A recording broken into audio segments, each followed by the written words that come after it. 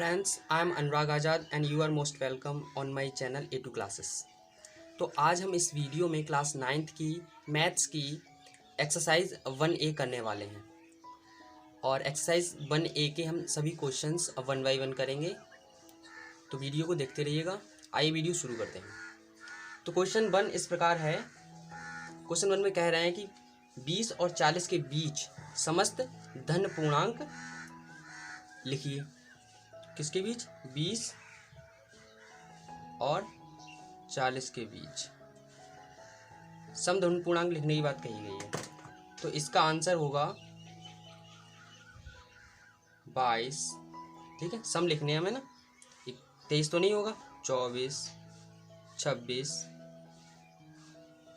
28, 30, 32, 34, 36 और इसी प्रकार से 38। ठीक है, तो इसका आंसर हो गया क्वेश्चन 1 का। क्वेश्चन 2 इस प्रकार है। क्वेश्चन 2 में पूछ रहे हैं कि एक से 10 तक अभाज्य धन पूर्णांक लिखने हैं। ठीक है, 1 से 10 तक अभाज्य धन पूर्णांक। तो अभाज्य संख्या आप जानते हैं। अभाज्य संख्या वो संख्याएं होती हैं जो या तो खुद के पहाड़े से कटे या 1 से कटे, यानी जिनके केवल 2 ही फैक्टर होते हैं, 1 और खुद वो संख्या। ठीक है, तो 2 हो जाएगी, ये भी अभाज्य है ना। 2 हो जाएगी, 3, 5, 7, 7 के बाद 9 तो नहीं है ना, तो हमारा यही आंसर हो जाएगा 2, 3, 5 एंड 7। ठीक है, आई होप आपको समझ में आ रहा होगा। अब हम नेक्स्ट क्वेश्चन की तरफ चलते हैं। हमारा थर्ड क्वेश्चन है। थर्ड क्वेश्चन कह रहे हैं 2A+1 का क्रमानुयायी पूर्णांक बताइए। ठीक है, आप क्रमानुयायी का मतलब समझते हैं। इसके बाद आने वाला, अगर मैं कहूँ 2 मैं ले लूँ, मैं कहूँ 2 का क्रमानुयायी बताइए, तो 2 का क्रमानुयायी क्या हो जाएगा? 3, यानी कि 2 में 1 जोड़ा तो 3। तो ऐसे ही इसका क्रमानुयायी क्या कर देंगे? 2A+1 है, इसमें 1 ऐड कर देंगे, तो यानी इसका क्रमानुयायी क्या हो जाएगा? 2A+2। तो यही आंसर हो जाएगा। ठीक है, अब क्वेश्चन 4 की तरफ चलते हैं। क्वेश्चन 4 इस प्रकार है। 2/3 का योगात्मक प्रतिलोम। ठीक है, 2/3 का योगात्मक प्रतिलोम यहाँ पे पूछा गया है। तो आप योगात्मक प्रतिलोम समझते हैं। योगात्मक प्रतिलोम का मतलब होता है ये जो संख्या दे रखी है, इसमें अगर हम इसका ऐसी संख्या लेंगे जो इसमें जोड़ दें तो 0 आ जाए, ये योगात्मक प्रतिलोम होता है। ठीक है, जैसे कि अगर मैं 2 ले लूँ और 2 का योगात्मक प्रतिलोम बोलूँ कि 2 का योगात्मक प्रतिलोम क्या है, तो वो हो जाएगा -2। कैसे? अगर 2 में हम इसका योगात्मक प्रतिलोम जोड़ेंगे तो क्या हो जाएगा? 0। ठीक है, तो ऐसे ही 2/3 का योगात्मक प्रतिलोम क्या हो जाएगा? -2/3। ठीक है, आगे बढ़ते हैं। क्वेश्चन 5 है। -5 का गुणनात्मक प्रतिलोम। इसमें गुणात्मक प्रतिलोम पूछ रहे हैं -5 का। देखो, गुणात्मक प्रतिलोम का अर्थ होता है कि हम अगर उसमें जो नंबर दे रखी है उसमें अगर गुणा करें तो 1 आ जाए। जैसे कि अगर मैं बोलूँ 1/2 का गुणात्मक प्रतिलोम बताइए, तो इसका केवल 2 हो जाएगा, जिससे इससे गुणा करेंगे तो 1 आ जाएगा, है ना।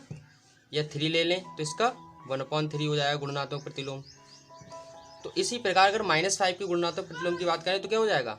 -5 का गुणात्मक प्रतिलोम हो जाएगा 1/5, माइनस के 1/5। ऐसे ही क्वेश्चन 6 पूछ रहे हैं। तो हमारा क्वेश्चन 6 है P+Q और P-Q का योगात्मक प्रतिलोम बताना है। तो P+Q का योगात्मक प्रतिलोम, तो P+Q का योगात्मक प्रतिलोम क्या हो जाएगा? माइनस लगा दो इसके आगे, माइनस के P+Q हो जाएगा। और इसी प्रकार P-Q का योगात्मक प्रतिलोम क्या हो जाएगा? इसके आगे माइनस लगा दो तो माइनस के P-Q हो जाएगा। ठीक है, अब क्वेश्चन 7 देखते हैं। क्वेश्चन 7 में दे रखा है कि x के किस मान के लिए 5 × 3 × 2 = 5 गुणा 3 गुणा x, ठीक है, ब्रैकेट में। ये कथन सत्य है किस मान के लिए? तो हमें इसमें x का मान निकालना है। कैसे निकालेंगे? 5 गुणा 3 गुणा 2 दे रखा है, ठीक है, और x का मान निकालना है तो इसको यहीं रोक लेंगे और इसको ले आएंगे इधर, ये बटे में आ जाएगा 5 गुणा 3, ठीक है। 3 से 3 कैंसिल, 5 से 5 कैंसिल, ठीक है। क्या आया? 2 बराबर x, यानी कि x का मान कितना आ गया? x का मान आ गया हमारा 2, ठीक है। अब क्वेश्चन नंबर 8 देखते हैं। क्वेश्चन नंबर 8 में कह रहा है कि पूर्णांकों में ऐसी कौन सी संख्या है जो स्वयं को योज्य प्रतिलोम होती है? तो ऐसी संख्या सिर्फ 0 है, इसका आंसर तो 0 हो जाएगा, ठीक है। और क्वेश्चन 9 इस प्रकार है कि यदि a एक समधन पूर्णांक है तो बताइए कि संख्या a-1 और a+1 सम है अथवा विषम। ये क्या कह रहे हैं कि a क्या है? a को ये कह रहे हैं, मान लो एक समधन पूर्णांक है। अब ये कह रहे हैं अगर a-1 इंटू a+1 है तो बताइए जो संख्या बनेगी वो सम होगी या विषम। तो देखो हमने मान लिया a बराबर 2 है। 2 कैसा है? सम और प्लस धन पूर्णांक है, ठीक है। a की जगह 2 रख दो, 2 - 1 2 + 1, 2 में से 1 गया, 1 बचा, और 2 + 1 यानी कि 3, तो कितना आ गया? 3 × 1 = 3, यानी 3 एकम 3। अभी तो विषम आया, हम एक संख्या और लेके देख लेते हैं। हम a बराबर अगर 4 ले लें तो ये भी सम है और प्लस धन भी है, ये भी लेके देख लेते हैं। तो a-1 यानी कि और a+1 यानी a की जगह 4 रखने हैं, a+1, तो 4 में से 1 गया, कितना आया? 3, और 4 × 1 = 5, और बीच में गुणा है तो 3 × 5 = 15, यानी कि ये भी विषम आया और यहाँ भी विषम आया था। तो यानी कि यहाँ से इससे ये बात सिद्ध होती है कि अगर ये स्थिति होगी तो जो संख्या आएगी वो विषम ही होगी, ठीक है। हमारा क्वेश्चन 10 इस प्रकार है। क्वेश्चन 10 में पूछ रहे हैं कि 5 और 7 को संख्या रेखा पर प्रदर्शित कीजिए। तो हमारी संख्या रेखा ये हो गई, ठीक है। यहाँ पर हम 0 ले लेते हैं और ऐसे ले लेते हैं 1 2 3 4 5 6 7, ठीक है, ले लिया। अब यहाँ से 0 से क्या ले लेते हैं? 5 तक, ये 5 हो गया। अब 0 से 7 तक, ठीक है, 0 से 5 और 0 से 7, यानी कि 5 + 7 = कितना हो गया? 12। ऐसे ही हमें प्रदर्शित कर देना। अब हम नेक्स्ट क्वेश्चन की तरफ चलते हैं। नेक्स्ट क्वेश्चन है हमारा 11वें क्वेश्चन में कह रहे हैं कि निम्नलिखित कथनों में से कौन से सत्य अथवा कौन से असत्य हैं, ठीक है, कौन से सत्य और कौन से असत्य हैं ये पूछ रहे हैं। तो पहला दे रखा है ए में कह रहे हैं कि 2 धन अभाज्य पूर्णांकों का गुणनखंड सदैव अभाज्य होता है। क्या ये बात सही है? तो देख लेते हैं। ये बोल रहे हैं 2 धन भी हो और अभाज्य, ठीक है। तो देखो हम ले लेते हैं, एक अभाज्य, एक धन पूर्णांक हमने 2 ले लिया और एक ले लिया 3। अब ये कह रहे हैं इनका जो गुणन होगा वो सदैव अभाज्य होगा। तो इनका गुणन करके देखते हैं। 2 × 3 कितना आया? 6, ठीक है। और भी ले लेते हैं एक। अब हमने एक 5 ले लिया और 7 ले लिया। अब इनका गुणनखंड करके देखते हैं। 5 × 7, ठीक है, तो 5 × 7 = 35। देखो यहाँ से हमें क्या समझ में आया कि यहाँ तो ये भाज्य आया है ना, ऐसा हमेशा नहीं होगा। ये कह रहे हैं सदैव, इसलिए ये कैसा है? असत्य है, ठीक है। अब हम बी देखते हैं, क्वेश्चन 11 का बी। क्वेश्चन 11 के बी में कह रहे हैं कि 2 धन अभाज्य पूर्णांकों का योग सदैव अभाज्य होता है। तो यहाँ भी हम 2 ले लेते हैं, 2 और एक अभाज्य पूर्णांक 2 ले लिया, एक 3 ले लिया। अभी कह रहे हैं अगर इनका योग हम करें तो क्या ये सदैव अभाज्य आएगा? 2 3 5 हो गया, ठीक है, यहाँ तो 5 आया। लेकिन अब हम ले लेते हैं 3 और 5 ले लेते हैं। तो 3 में अगर हम 5 जोड़ेंगे तो कितने आए? 8। तो देखो ये सदैव अभाज्य नहीं होगा, कभी कभार हो सकता है, जैसे यहाँ 5 आ गया, लेकिन यहाँ 3 और 5 ये भी अभाज्य, ये भी अभाज्य, 3 भी अभाज्य, 5 भी अभाज्य, जो इनको ऐड किया कितना आया? 8 आया, और ये तो भाज्य है, ठीक है। तो यानी कि इनकी जो ये भी बात कैसी है? असत्य है। ठीक है, अब हम क्वेश्चन 11 का सी देखते हैं। क्वेश्चन 11 के सी में कह रहे हैं कि यदि ए और बी कोई दो ऋण पूर्णांक हैं तब ए प्लस बी सदैव एक ऋण पूर्णांक होगा। हाँ, तो ये बात सही है इनकी। कैसे? अगर ए हम कोई ऋण पूर्णांक -1 ले लेते हैं और बी कोई ले लेते हैं -2। अब ये कहना है क्या इनका जो योग हम करेंगे वो सदैव कैसा होगा? सदैव ऋण होगा। ये चीज़ हमें बतानी है। तो ऐड करके देख लो, -1 और प्लस -2 कितना आया? -1 -2 कितने हो गए? -3। यानी कि ये सदैव ऋण ही होगा। ठीक है, इनकी ये बात सही। अब हम क्वेश्चन 12 देखते हैं। क्वेश्चन 12 में ए एक कह रहे हैं कि ए एक धन पूर्णांक है, तो दिखाइए कि संख्या ए +1 a+2 a+3 24 से पूर्णतः विभाजित होगी। ठीक है, तो इसमें बड़ा ही सिंपल कॉन्सेप्ट है। इसमें कितने संख्याएं हैं? 1 2 3 4, यानी कि 4 अंक है संख्या में। तो बोल रहे हैं जब 4 धन होते हैं, 4 धन संख्याएं होती हैं, 4 धन पूर्णांक होते हैं ना, तो क्या होगा? तो जब 4 धन पूर्णांक होंगे तो वो 4 से कट जाएगी। अब जब 3 धन पूर्णांक होंगे तो क्या होगा? तो वह 3 से कट जाएगी। अब जब 2 धन पूर्णांक होंगे तो किससे कटेगी? तब 2 से कट जाएगी। अब इसी प्रकार जब 1 धन पूर्णांक होगा, 1 धन पूर्णांक होगा तो वो किससे कटेगी? 1 से कट जाएगी। इस प्रकार 4 × 3 × 2 × 1 बराबर कितना होगा? 4 3 12 24 एकम 24, यानी कि ये संख्या जो है 24 से पूर्णतः विभाजित हो जाएगी। ठीक है, ऐसी क्वेश्चन 13 देखते हैं। क्वेश्चन 13 को देखते हैं क्या दे रखा है इसमें।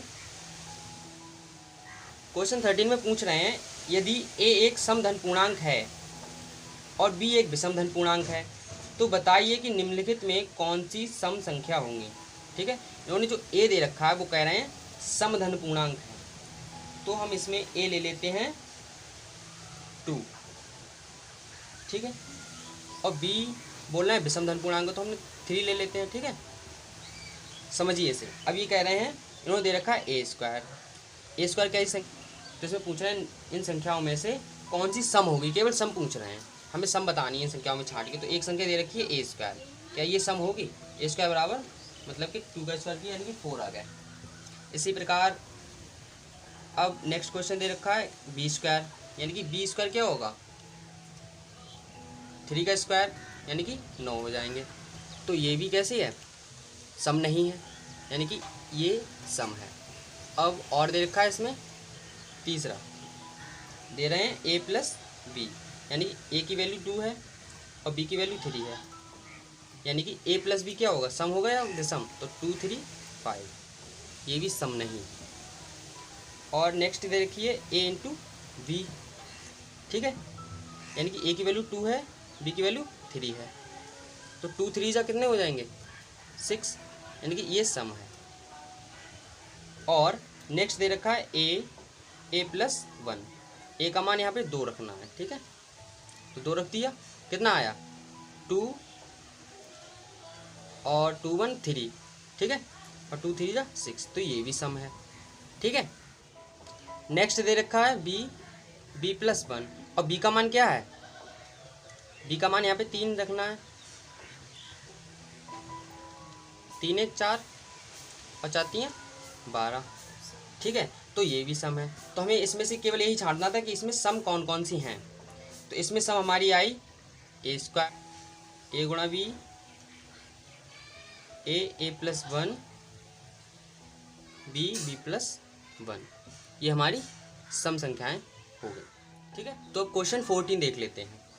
क्वेश्चन 14 में क्या पूछ रहे हैं? क्वेश्चन 14 में कह रहे हैं कि धन पूर्णांकों के किन गुणधर्मों के अंतर्गत निम्नलिखित कथन सत्य हैं।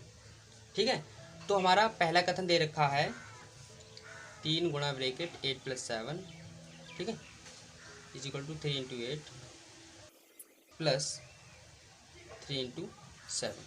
अब आप इस गुणधर्म को पहचानिए। इस गुणधर्म में क्या किया है? हमने वितरण किया है। ठीक है, तो ये कौन सा गुणधर्म है? इसमें जो गुणधर्म है वो है योग के गुणा के वितरण नियम पर, ठीक है, उसके आधार पर ये सत्य है। अब हम बी देख लेते हैं। बी वाले इन्होंने कथन दे रखा है कि 3 + 5 + 9 = 3 + 5 + 9, ये बराबर है, ठीक है। लेकिन किस गुणधर्म पे, हमें इसमें गुणधर्म बताना है। तो इसमें जो गुणधर्म है वो है योग का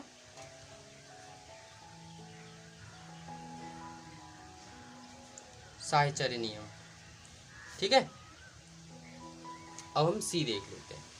14 का सी, 14 के सी में कह रहे हैं 3 × 2 = 2 × 3। तो ये कौन सा नियम है? इसमें हम देख रहे हैं क्रम बदल दिया गया है।